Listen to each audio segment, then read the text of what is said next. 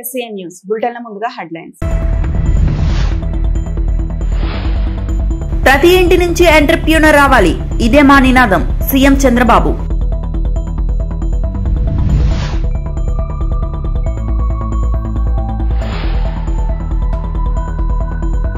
నకిలీ వికలాంగ పెన్షన్లపై స్పీకర్ అయ్యన్న ధ్వజం.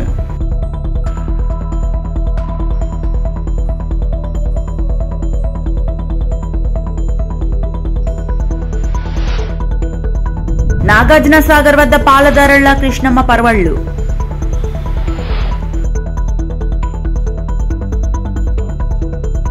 రతన్ టాటా భరత జాతి ముద్దుబిడ్డ అని ఏపీ సీఎం చంద్రబాబు కొనియాడారు.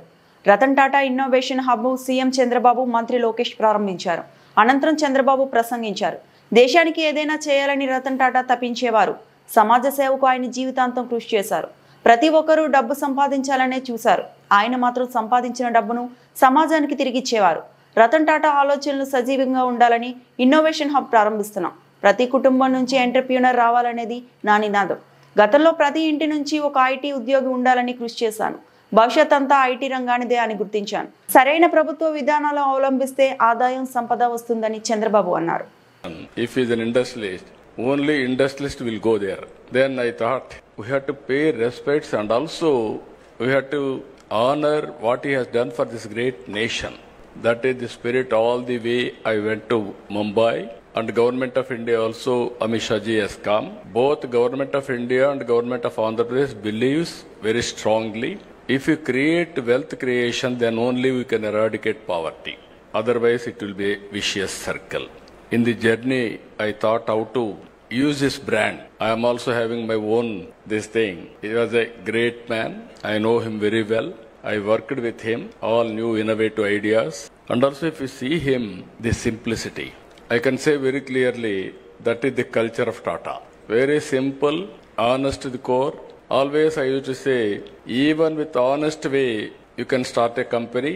You can create an empire. That is how Ratan Tata has done. Without any doubt, today I am proud of him. He is a son of this great country. I really respect all his efforts. I met so many occasions. Simple man, high thinking, and also always he want to do something for this great nation. Just now, I heard so many people, their messages, their views, everything. This idea, how it came, I have to explain. Recently, Ratan Tata ji was expired. He passed away. Generally, any small politician will die, all leaders will go. Great contributors for this nation, if he is an industrialist, only industrialist will go there. Then I thought, we have to pay respects and also we have to honor what he has done for this great nation. That is the spirit all the way I went to Mumbai, and Government of India also, Amit Shah ji has come. Both Government of India and Government of Andhra Pradesh believes very strongly, if you create wealth creation, then only we can eradicate poverty. Otherwise it will be a vicious circle. In the journey, I thought how to use this brand. I am also having my own this thing. He was a great man. I know him very well. I worked with him, all new innovative ideas. And also if you see him, the simplicity. I can say very clearly, that is the culture of Tata. Very simple, honest to the core. Always I used to say, even with honest way, you can start a company. You can create an empire. That is how Ratan Tata has done. Without any doubt, today I am proud of him. He is a son of this great country. I really respect all his efforts. I met so many occasions. Simple man, high thinking, and also always he want to do something for this great nation. Speaker Ayyanna Patrudu camp కార్యాలయంలో బుధవారం press meet నిర్వహించి అనర్హులైన వికలాంగుల పెన్షన్లపై స్పందించారు. అర్హత లేకపోయినా ఇప్పటి వరకు వికలాంగుల పెన్షన్లు పొందిన వారితో పాటు వారికి సర్టిఫికెట్లు జారీ చేసిన వైద్యులపై కూడా అవసరమైన చర్యలు తీసుకోవాలని స్పీకర్ పేర్కొన్నారు. విలేకరుల సమావేశంలో మాట్లాడుతూ ఆయన తెలిపారు, రాష్ట్ర వ్యాప్తంగా ఇప్పటి వరకు 1,00,000 మంది వరకు అనర్హులైన వికలాంగులు గుర్తించబడ్డారని చెప్పారు. ఈ అంశంపై 2 నెలల క్రితం సీఎం నారా చంద్రబాబు నాయుడికి తాను లేఖ రాసినట్లు వివరించారు. నిబంధనల ప్రకారం 40% పైగా వైకల్యం ఉన్నవారిని మాత్రమే అర్హులుగా గుర్తించాల్సి ఉంటుందని, 40% కంటే తక్కువ ఉన్నవారిని అనర్హులుగా గుర్తిస్తారని స్పష్టం చేశారు. అనకాపల్లి జిల్లాలో మొత్తం 4148 మంది వికలాంగుల్లో 40% కంటే తక్కువ వైకల్యం ఉన్నవారిని గుర్తించారని, అందులో 120 మందిని ఆరోగ్య పింఛన్లకు ఎంపిక చేసినట్లు తెలిపారు. అలాగే 679 మందిని వృద్ధాప్య పింఛన్లలోకి మార్చగా 3349 మంది అనర్హులైన వికలాంగుల పింఛన్లు రద్దు చేసినట్లు వెల్లడించారు. వీరిలో అర్హత ఉన్న అనర్హులుగా ఉన్నవారు తాజాగా వైద్యుల ధృవపత్రం తీసుకుని తిరిగి దరఖాస్తు చేసుకునే వెసులుబాటు కల్పించామని చెప్పారు. రద్దయిన పింఛన్లపై ప్రభుత్వం నెలకు 2.94 కోట్లు, ఏటా 35.28 కోట్లు ఖర్చు చేస్తుందని తెలిపారు. నర్సీపట్నం నియోజకవర్గంలో 742 మందిని అనర్హులుగా గుర్తించగా వారిలో 8 మందికి ఆరోగ్య పింఛన్లు, 114 మందికి వృద్ధాప్య పింఛన్లు మంజూరు చేసి 670 మంది వికలాంగుల పింఛన్లు రద్దు చేశామని ఆయన వివరించారు. వీరందరికీ నెలకి 40.20 లక్షలు, ఏటా 4.82 కోట్లు, 5 ఏళ్లకు 124 కోట్లు చెల్లింపులు జరుగుతున్నాయని చెప్పారు. ఈ నిధులతో పలు అభివృద్ధి పనులు చేపట్టే అవకాశం ఉంటుందని స్పీకర్ పేర్కొన్నారు. కొంతమంది వెరిఫికేషన్ అయ్యాయి. దాని మీద నిన్న గవర్నమెంట్ ఒక నిర్ణయం తీసుకున్నారు. ఆ నిర్ణయం ప్రకారంగా ఈ డూప్లికేట్ వికలాంగులు ఎవరైతే ఉన్నారో, డూప్లికేట్ అంటే 40% దాటాలండి. దాటిగా సర్టిఫికెట్ లో ఇతనికి 40% పైనే ఉంది వికలాంగులు అని సర్టిఫికెట్ ఇస్తే పెన్షన్ అర్హులు అవుతారు. కానీ ఇక్కడ మేము చేసిన వెరిఫికేషన్, గవర్నమెంట్ చేసిన వెరిఫికేషన్ లో 40% తక్కువ ఉన్న వాళ్ళు కూడా డబ్బులు తీసుకున్నారు. అది చట్టంలో ఎక్కడా లేదు. కానీ పాత గవర్నమెంట్ ఇచ్చేసారు. వాళ్ళ సొమ్మేం పోయింది, ఆల్రెడీ పని తీసుకున్నారు, మొత్తం అయిపోయింది. ఇప్పుడు మన ప్రభుత్వం వచ్చిన తర్వాత ఇది చాలా అన్యాయం. నిజంగా వికలాంగులకు ఇస్తే మంచిదే. వికలాంగులు కాని వాళ్ళు కూడా దొంగ సర్టిఫికెట్ పెట్టుకుని ఇంత డబ్బు తీసుకుంటున్నారు. అంచేత దాన్ని ఎక్కడో దగ్గర కంట్రోల్ చేయాలని చెప్పి మేమందరం కూడా చెప్పడం జరిగింది. దాని గవర్నమెంట్ కూడా ఒప్పుకోవడం జరిగింది. దాని ప్రకారంగా రాష్ట్రం అంతా మీకు వస్తుంది అనుకోండి. నేను ఇక్కడ లోకల్ ఎమ్మెల్యేగా ఉన్నాను కాబట్టి అనకాపల్లి జిల్లాలో ఇటువంటి అన్ని కలిసి 4148 మంది వికలాంగులు మరియు ఆరోగ్య పెన్షన్లు రీవెరిఫికేషన్ జరిగాయి. దాంట్లో 40% కన్నా వికలాంగులు తక్కువ ఉన్న వాళ్ళందరినీ కూడా అనర్హులుగా గుర్తించడం జరిగింది. ఇప్పుడు అనకాపల్లి జిల్లాలో 4148 మందిని అనర్హులుగా డిక్లేర్ చేయడం జరిగింది. దాంట్లో 4148 మందిలో ఇక్కడ మీకు క్లారిటీ కావాలా, 120 మంది ఆరోగ్య పెన్షన్ కూడా తీసుకుంటున్నారు. ఆరోగ్య పెన్షన్ అంటే అది అర్హత ఉన్నట్టు లెక్క. అసెంబ్లీకి వెళ్లని జగన్ కు పులివెందుల ఎమ్మెల్యే పదవి కూడా అనవసరమని తెలుగుదేశం నేత బీటెక్ రవి ధ్వజమెత్తారు. పులివెందుల శాసనసభ్యత్వానికి జగన్ రాజీనామా చేస్తే జెడ్పీటీసీ పదవి తన భార్య కూడా రాజీనామా చేస్తుందని వైసీపీ సవాల్కు ప్రతి సవాల్ విసిరారు. 2 ఎన్నికలు ఒకేసారి కేంద్ర బలగాల సమక్షంలో జరిపిద్దామని స్పష్టం చేశారు. 2024లో 11 సీట్లు వచ్చే దానికి కారణం ఈవీఎం అంటాడు. నిన్న జరిగిన దాంట్లో డిపాజిట్ కూడా రాలే. పులివెందుల జెడ్పీటీసీ డిపాజిట్ రాకుంటే దాంట్లో రిగ్గింగ్ అని ఇదని ఏవేవో కుంటి సాగులు చెప్తా ఉన్నాడు. ఈసారి మీరు రాజీనామా చేయండి, తర్వాత కేంద్ర బలగాలతో తర్వాత మళ్ళీ ఎలక్షన్ పెట్టండి, అప్పుడు చూసుకుందామని తర్వాత నువ్వు మాట్లాడిస్తా ఉన్నావు. ఎస్, నేను ఇప్పుడు కూడా చెప్తున్నా, ఆ జెడ్పీటీసీ పదవి అనేది 9 నెలలే ఉంది. కానీ మేము ఎందుకు పోటీ చేయాల్సి వచ్చిందంటే పులివెందుల్లో ప్రజాస్వామ్యబద్ధంగా ఎన్నిక జరిగితే జగన్మోహన్ రెడ్డి పరిస్థితి ఇది అని రాష్ట్ర ప్రజలకు తెలియజేయాలనే ఉద్దేశంతోనే మేము ఎలక్షన్ ఫేస్ చేయడం జరిగింది. మేము అనుకున్నట్లు అంటే ప్రజలు కూడా అదే అనుకున్నారు. మేము అనుకున్నట్టు ప్రజాస్వామ్యబద్ధంగా జరిగితే జగన్ పరిస్థితి తేట తెల్లమైంది. దానికోసమే మేము ఎలక్షన్ జరిపినాం. కానీ ఈ పదవి అనేది మాకంత ముఖ్యం కాదు. ఎస్, ఇప్పుడు మీరు చెప్పినట్లే మేము మా భార్యతో మేము రాజీనామా చేయిస్తాం. తర్వాత మిమ్మల్ని కూడా ఒకటే సవాల్ అడుగుతున్నా నేను. ఏదైతే పులివెందుల ప్రజలు నిన్ను ఎమ్మెల్యేగా గెలిపిస్తే ఇంతవరకు అసెంబ్లీకి రాలే, పులివెందుల సమస్యలు పట్టించుకోలే, ఏమీ పట్టించుకోలే. అట్టప్పుడు నీకు ఎమ్మెల్యే పదవి కూడా నువ్వు అనర్హత. ఆ ఎమ్మెల్యే పదవి కూడా నువ్వు అర్హుడు కాదు. నీకు నిజంగా ఇప్పుడు నిన్న పులివెందుల జరిగిన ఎలక్షన్ ప్రజాస్వామ్యబద్ధంగా జరగలేదు అని నువ్వు నిజంగా ఫీల్ అయ్యి ఏదన్నా ఉంటే. భారీ వర్షాల నేపథ్యంలో శ్రీశైలం జలాశయం నుంచి నాగార్జున సాగర్ కు వరద పోటెత్తుతోంది. ఈ సీజన్లో సాగర్ కు 4.10 లక్షల క్యూసెక్ల ఇన్ఫ్లో రావడం ఇదే తొలిసారి. దీంతో అధికారులు 26 గేట్లను 10 అడుగుల మేర పైకి ఎత్తి దిగువకు నీటిని విడుదల చేయడం కూడా ఇదే మొదటిసారి.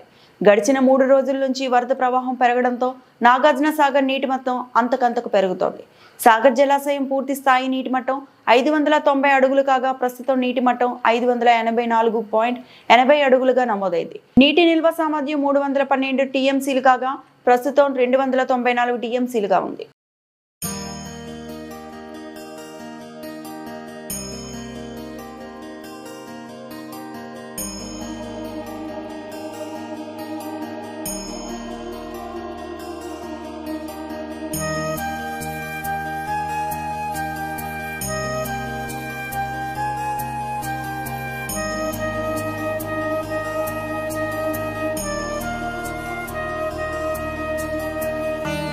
విశాఖ జిల్లా గాజువాక పరిసర ప్రాంతాల్లో అక్రమంగా డిఫెన్స్ మద్యం విక్రయిస్తున్నారని సమాచారంతో ఎక్సైజ్ టాస్క్ ఫోర్స్ పోలీసులు మంగళవారం దాడులు నిర్వహించారు. పెదగంట్యాడ కూడల వద్ద వాహనాలను తనిఖీ చేస్తుండగా నరసింహారెడ్డి అనే వ్యక్తి నుంచి 15 డిఫెన్స్ మద్యం సీసాలను స్వాధీనం చేసుకున్నారు. పోలీసుల విచారణలో నరసింహారెడ్డి గాజువాక బీసీ రోడ్డులో వెంకటేశ్వర ఫర్నిచర్ దుకాణం యజమాని జీలకర్ర సుబ్బారావు నుంచి మద్యం కొనుగోలు చేసినట్లు తెలిపాడు. దీంతో పోలీసులు ఆ ఫర్నిచర్ దుకాణంలో సోదాలు చేయగా మొత్తం 108 మద్యం బాటలు లభ్యమయ్యాయి. ఈ మద్యం ఎక్కడి నుంచి వస్తుందని సుబ్బారావును ప్రశ్నించారు. నేవల్ అధికారులు ఫర్నిచర్ కొనుగోలు చేసి అందుకు బదులుగా మద్యం సీసాలు ఇస్తారని సుబ్బారావు చెప్పాడు. ఈ కేసులో నరసింహారెడ్డి జీలకర్ర సుబ్బారావును పోలీసులు అదుపులోకి తీసుకుని గాజువాక ఎక్సైజ్ పోలీస్ స్టేషన్కు అప్పగించారు. ఈ కేసుపై పూర్తి దర్యాప్తు జరుగుతోందని ఎక్సైజ్ సూపరింటెండెంట్ ఆర్ ప్రసాద్ తెలిపారు.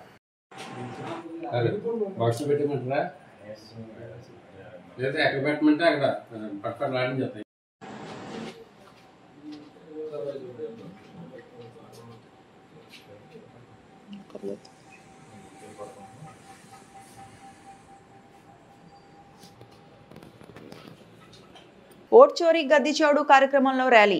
అన్నమయ్య జిల్లా రాయచోటి మండలం చెక్పోస్ట్ శివాలయం వద్ద నుంచి బంగ్లా సర్కిల్ వద్దకు కాంగ్రెస్ పార్టీ శ్రేణుల ఆధ్వర్యంలో జిల్లా కాంగ్రెస్ పార్టీ అధ్యక్షుడు గాజుల భాస్కర్, రాష్ట్ర కాంగ్రెస్ పార్టీ అధ్యక్షురాలు వైఎస్ శర్మిలారెడ్డి ఆదేశాల మేరకు ఓట్ చోరీ గద్ది చౌడు కార్యక్రమంలో భాగంగా ర్యాలీ నిర్వహించారు.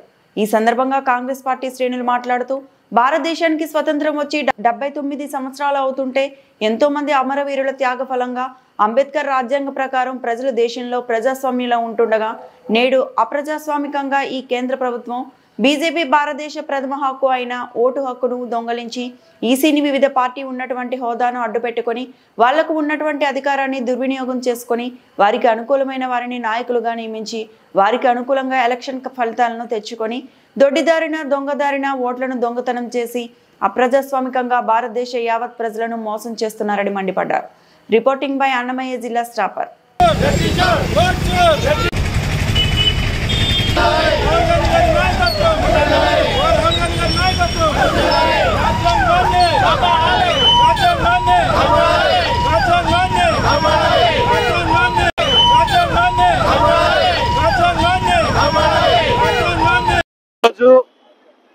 రాయచోటి అన్నమయ్య జిల్లా కాంగ్రెస్ పార్టీ వేదికగా మేమందరం కూడా క్యాండిల్ ర్యాలీని నిర్వహించడం జరుగుతుంది.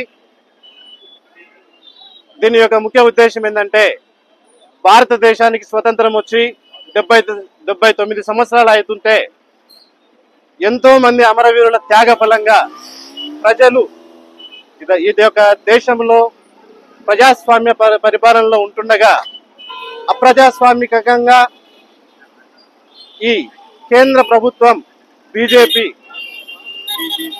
భారతదేశ ప్రథమ హక్కు అయినటువంటి ఓటు హక్కును దొంగలించి ఈసీని వివిధ పార్టీలలో వాళ్ళు ఉన్నటువంటి హోదాను అడ్డపెట్టుకొని వాళ్ళకు ఉన్నటువంటి అధికారాన్ని దుర్వినియోగం చేసి వాళ్ళకు అనుకూలమైనటువంటి వారిని నాయకులుగా నియమించి వారికి అనుకూలంగా ఎలక్షన్లలో ఫలితాలు తెచ్చుకొని దొడ్డదారిన దొంగదారిన ఓట్ల దొంగతనాన్ని చేసి అప్రజాస్వామికంగా భారతదేశ యావత్ ప్రజల్ని హేళన చేస్తూ తమ యొక్క నైతికత విలువలను కూడా వదిలిపెట్టి ఈరోజు భారతదేశాన్ని పరిపాలించేటువంటి దుస్థితిలోనికి తీసుకొని వచ్చింది.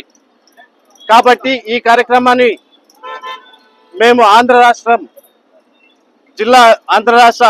షర్మిల గారి ఆదేశానుసారం జిల్లా గాజుల భాస్కర్ జిల్లా అధ్యక్షుడైనటువంటి ఆదేశానుసారం మేమందరం కూడా అన్నమయ్య జిల్లాలో ఉన్నటువంటి వివిధ ప్రాంతాల నుంచి రాయచూరు పట్టణానికి సంబంధించినటువంటి కార్యక్రమాలు వచ్చి మేము నిరసన వ్యక్తం చేస్తున్నాం. ప్రజాస్వామ్య దేశంలో ఓటు హక్కు దొంగిలించబడడం అనేది అనైతికమైనటువంటి చర్య. ఒక ఎంపీ కానీ ప్రజాస్వామ్యంలో ఉన్నటువంటి ఒక నాయకుడు ఏదైతే బహిరంగ ప్రదేశాల్లో చర్చిస్తారో, మాట ఇస్తారో, దాన్ని అఫిడవిట్ గా పరిగణించవలసినటువంటి న్యాయమూర్తులు, న్యాయ వ్యవస్థ కానీ ప్రజా పరిపాలకులు కానీ తిరిగి అఫిడవిట్ సమర్పించండి అని చెప్పడం హాస్యాస్పదమైనటువంటి విషయం. కాబట్టి దీన్ని మేము తీవ్రంగా వ్యతిరేకిస్తున్నాం. ఓట్ల దొంగతనాన్ని మేము తీవ్రంగా ఖండిస్తున్నాం. అడ్డదారిలో అధికారంలోకి వచ్చినటువంటి బీజేపీ ప్రభుత్వాన్ని మేము వ్యతిరేకిస్తున్నాం. జై కాంగ్రెస్, జై కాంగ్రెస్, జై కాంగ్రెస్. అనకాపల్లి జిల్లాలో 16 లక్షలు విలువ చేసే 320 కేజీల గంజాయి పట్టివేత. అనకాపల్లి జిల్లా వి మాడుగులు మండలం ఒడిశా నుండి కొనుగోలు చేసి అక్రమంగా రవాణా చేస్తూ శంకరం పంచాయతీ గిరిజన గ్రామమైన ఓడరేవు సమీపాన వీరు పట్టుబడ్డారు. సుమారు 16 లక్షల విలువ చేసిన 320 కేజీల గంజాయితో పాటు 16 మందిని ముద్దాయిలను అదుపులోకి తీసుకున్న పోలీసులు. మరో 3 పరారైన నిందితులు గుర్తించి పోలీసులు గాలింపు. ఒక ఆటో 3 ద్విచక్ర వాహనాలు సీజ్ చేశామని డీఎస్పీ శ్రావణి వెల్లడి. గంజాయి ముఠాను పట్టుకోవడానికి శ్రమించిన ఎస్ఐ నారాయణరావును అభినందిస్తూ 4 పోలీసులకు రివార్డ్స్ అందజేసిన డీఎస్పీ శ్రావణి. కూడా సీజ్ చేయడం జరిగింది. వీళ్ళంతా హెడ్ లోడ్ వేసుకుని కూలి పనికి అనేసి క్యారీ చేసుకుంటూ వెళ్తున్నారు గాంజా. అప్పుడు బేస్డ్ ఆన్ రిలయబుల్ ఇన్ఫర్మేషన్ మనం వాళ్ళని క్యాచ్ చేయడం జరిగింది. దీనికి సంబంధించి అందరికీ మేము చెప్పేది ఏంటి అంటే, even though we are not getting involved in ganja పర్చేజ్లో కానీ లేకపోతే కన్జ్యూమ్షన్లో కానీ లేకపోయినా హెడ్ లోడ్స్తో పట్టుకెళ్ళిన ట్రావెలింగ్, ట్రాన్స్పోర్టేషన్ దేంట్లో ఇన్వాల్వ్ అయినా కూడా ఎన్డీపీఎస్ లా ప్రకారం చాలా కఠినంగా శిక్షించడం అయితే జరుగుతుంది. అండ్ ఇందులో A1 అయితే ఎవరున్నారో అతనికి ఆల్రెడీ ఎన్డీపీఎస్ కేసు ఉంది. A2 కూడా ఆల్రెడీ ఒక 4 ఎన్డీపీఎస్ కేసెస్ అతని పైన ఉన్నాయి. సో ఇప్పుడు వీళ్ళు ఎవరైతే ఉన్నారో వీళ్ళ మీద financial investigation and PIT NDPS అది కూడా ఇనిషియేట్ చేయడం అయితే జరుగుతుంది. సో దీంట్లో శ్రీ తుహిన్ సిన్హా ఐపీఎస్ ఎస్పీ గారి ఆదేశాల మేరకు not just check post, alternative routes, head loads, తర్వాత డైనమిక్ చెక్ పాయింట్స్ ఇవన్నీ యూజ్ చేసుకుని కూడా ఈ మధ్య గాంజా క్యాచ్ చేయడం జరుగుతుంది. సో ఈ ఇష్యూ ఏదైతే ఉందో ఈ 320 కేజెస్ గాంజాలో SI V Madugula and he staff and CI K Kotapadu has done very good work. And వాళ్ళని SP sir and Anakapalli sub division నుంచి అప్రిషియేషన్ ఇవ్వడం జరుగుతుంది. నర్సీపట్నం రూరల్ పోలీస్ స్టేషన్ 54 లక్షల విలువ చేసే భారీగా గంజాయి పట్టివేత. ఒక కారు, 2 బైకులు, 3 సెల్ ఫోన్లు, 216 కేజీల గంజాయి స్వాధీనం. 4 ముద్దాయిలు పరారు. 3ని అరెస్టు చేసి రిమాండ్కు పంపిన పోలీసులు. అనకాపల్లి జిల్లా నర్సీపట్నం రూరల్ పోలీస్ స్టేషన్ పరిధిలో మంగళవారం 216 కేజీల గంజాయిని పట్టుకున్నారు. ఈ సందర్భంగా Narsipatnam sub division DSP Srinivasarao విలేకరుల సమావేశం నిర్వహించారు.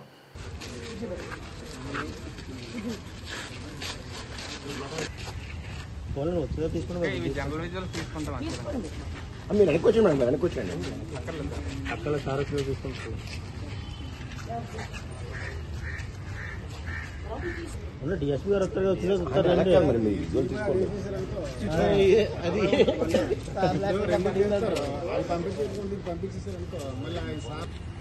మళ్ళీ చూద్దాం అంటే వాస్తవం కుమ్మిరా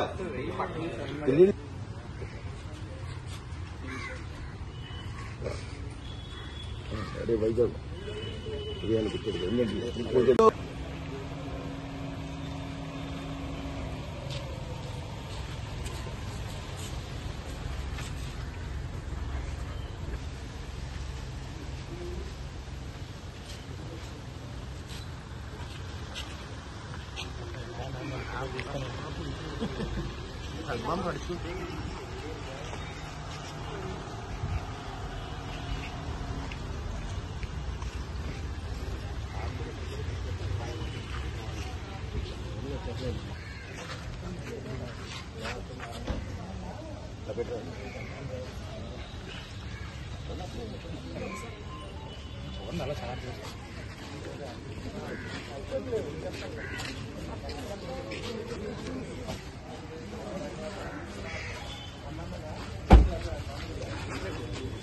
ఈ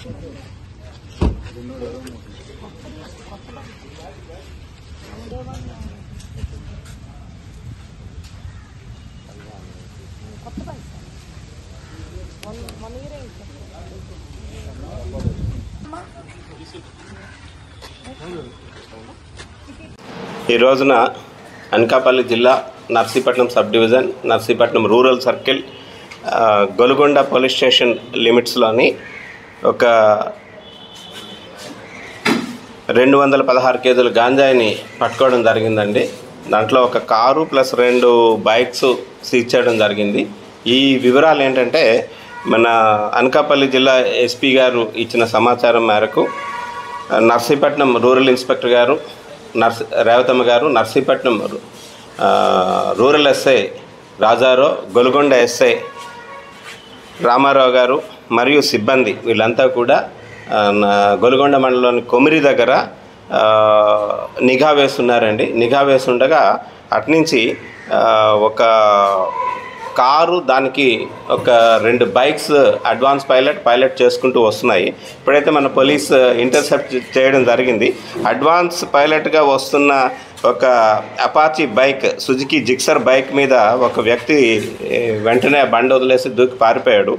అలాగే పైలటింగ్ చేస్తున్న వెహికల్ కూడా ఒక bike AP31 CM 2708 TVS bike, అందులో 2 వస్తున్నారు. 2లో ఒక వ్యక్తిని మనం ఇంటర్సెప్ట్ చేయడం జరిగింది, ఒక వ్యక్తి పారిపోయారు.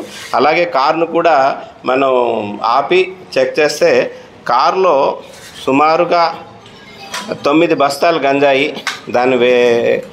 దాన్ని వెయింగ్ వేస్తే ఒక్కొక్క బస్తాలు 24 కేజీలు చొప్పున 216 కేజీల గంజాయి మనకి దొరికిందండి. దీన్ని యాక్చువల్గా మనం ఈరోజు ఈ గంజాయిని మనం అరెస్ట్ చేస్తున్న వ్యక్తులు ఎవరైతే డెస్టినేషన్ పాయింట్ ఉందో తరుణ్ కుమార్ అని చెప్పేసి, ఈయనది బూడూరు గ్రామం, తిరువల్లూరు, తమిళనాడు అండి. ఈయన ఓల్డ్ అఫెండర్, ఈయన మీద కూడా కేసులు ఉన్నాయి.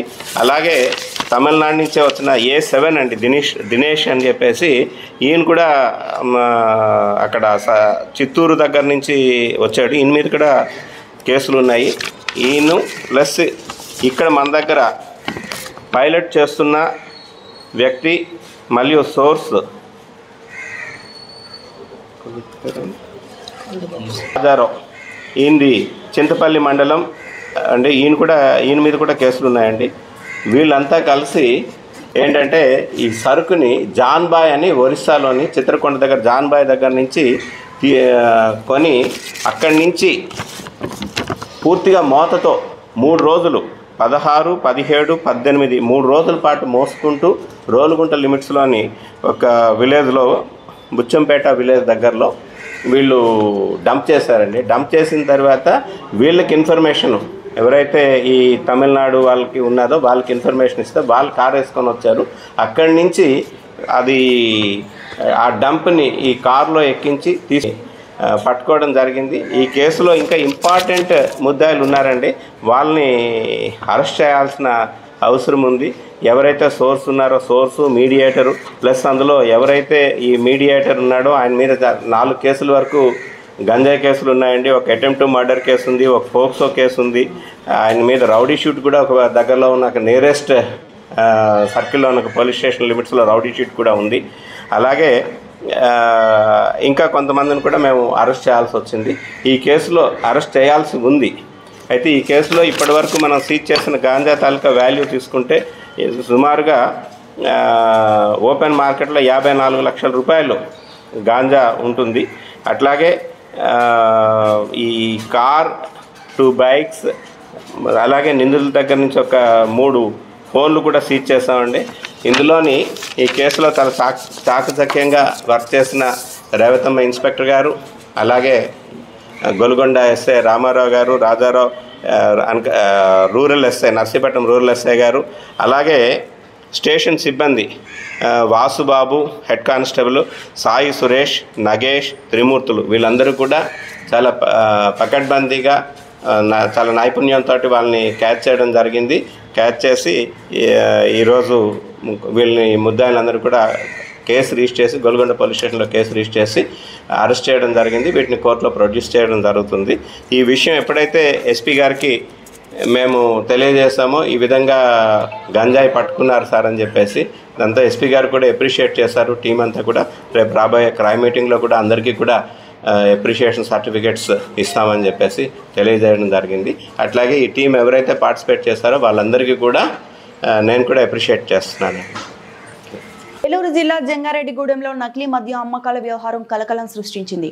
జంగారెడ్డిగూడెం మండలం వేగవరంలో నకిలీ మద్యాన్ని తయారు చేసి బెల్ట్ షాపులకు అమ్ముతున్న 2 వ్యక్తులను అరెస్టు చేయడంతో బండారం బయటపడింది. వేగవరంకు చెందిన 2 అన్నదమ్ములు గత కొంతకాలంగా నకిలీ మద్యం తయారు చేస్తున్నట్లు అధికారులు వెల్లడించారు. 99 బ్రాండ్ మద్యం బాటిళ్లను షాపులో కొనుగోలు చేసి దానిలో 30 ml లిక్కర్ను బయటకు తీసి కొనుగోలు చేసిన క్యాప్లతో సీల్ వేసి బెల్ట్ షాపులలో అమ్మేసుకుంటున్నారని అధికారులు తెలిపారు. నకిలీ మద్యం తయారీదారుల వద్ద నుండి 20,000 మద్యం బాటిళ్లు, క్యాపులు, సుమారు 600కు పైగా ఖాళీ మద్యం బాటిళ్లు, 96 నకిలీ మద్యం బాటిళ్లు అధికారులు స్వాధీనం చేసుకున్నారు. ఈరోజు అంటే వాళ్ళ 19 ఆగస్టు 2025 నాడు తెల్లారుజామున 5 గంటల నుంచి 5:30 మధ్యలో మేము పుట్లగొట్లగూడెం గ్రామ పరిధిలో గ్రీన్ఫీల్డ్ హైకి దగ్గరలో అక్కడ పెట్రోల్ బంక్ ఉంది. ఆ పక్కన మేము వెహికల్స్ పొద్దున పూట వచ్చే వెహికల్స్ అన్ని చెక్ చేస్తున్నాం. అదే మాకున్న ఒక రిలయబుల్ ఇన్ఫర్మేషన్ ప్రకారం ఒక వ్యక్తి మందు తరలిస్తున్నాడని చెప్పి మాకు ఇన్ఫర్మేషన్ ఉంది ఎన్ఫోర్స్మెంట్ ఏలూరు వారికి. ఆ ఇన్ఫర్మేషన్ మీద బేసింగ్ అని మేము చెక్ చేస్తున్నప్పుడు అక్కడ ఒక 2 వీలర్లో ఒక వ్యక్తి వస్తున్నాడు. అతను ఆఫ్ చేసాం. ఆఫ్ చేసినప్పుడు అతను కాళ్ళ దగ్గర బండిలో 2 అట్టపెట్లు ఉన్నాయి. మమ్మల్ని చూసి అతను కంగారు పడి బ్యాక్ చేయడానికి ట్రై చేస్తుంటే మా స్టాఫ్, మా సిఐ గారు, మరి స్టేషన్ సిఐ గారు మేము అందరం కలిసి అతను ఆఫ్ చేసి ఆ 2 పెట్లు చెక్ చేస్తే దాంట్లో లిక్కర్ బాటిల్స్ ఉన్నాయి. అందులో ఒకటి 99 ఎఫోర్డబుల్ లిక్కర్ ఒకటి ఉంది, అంటే తక్కువ రకం ఉంది. ఇంకోటి ఏమో ఓల్డ్ అడ్మిరల్ బ్రాండ్ అనేది ఒక బ్రాండ్ ఉంది. దాని మీద హీల్ కోడ్స్ ఏమీ లేవు. మాకు డౌట్ వచ్చి ఎక్కడికి తీసుకెళ్తాం ఏంటి ఎక్కడి నుంచి వచ్చినాయి అని అతను అడిగితే అతని పేరేమో నూతి మధు అన్నాడు. రామకృష్ణ తండ్రి పేరు, వయసు 26 సంవత్సరాలు. అతనిది వేగవరం గ్రామం. గతంలో అతను బ్రాండ్ షాపుల్లో పనిచేసిన అనుభవం ఉంది. ఇతను ఏంటంటే ఈ బాటిల్స్ని ఇక చుట్టుపక్కల గ్రామాల్లో అనధికార మద్యం దుకాణాలు నిర్వహించే వాళ్ళకి లేకపోతే మద్యం అమ్మే వాళ్ళకి ఈ లిక్కర్ని సరఫరా చేస్తానని చెప్పి అన్నాడు. ఈ లిక్కర్ ఎక్కడ కొనుగోలు చేసామంటే సరైన సమాధానం చెప్పలేదు. కానీ అతన్ని మళ్ళీ రెట్టించి అడిగితే అతను ఏమన్నా అంటే లేదండి నేను చీప్ ఎఫోర్డబుల్ లిక్కర్ 99 లిక్కర్ బాటిల్సే కొని చుట్టుపక్కల జంగారెడ్డి కూడా చుట్టుపక్కల గ్రామాల్లో కొనుగోలు చేసి ఈ వార్తలు ఇంతటితో సమాప్తం.